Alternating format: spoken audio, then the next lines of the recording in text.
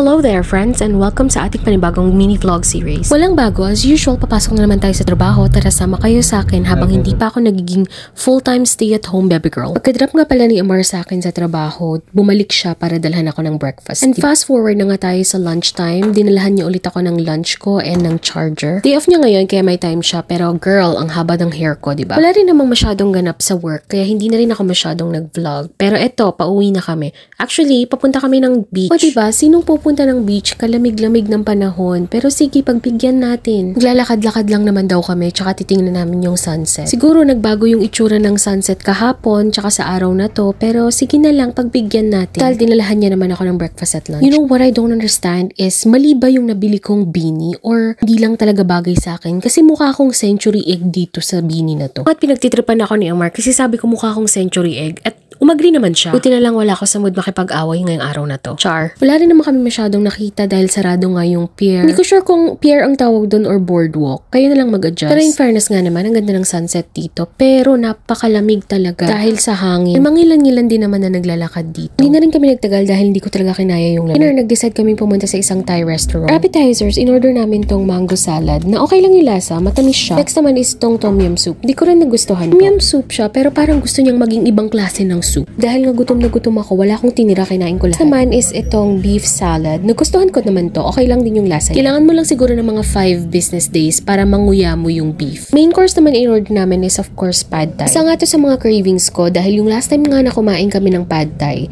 yung lasa is parang papunta na sa Filipino spaghetti. Nagustuhan ko naman to, so for sure babalik kami. Lang, bye!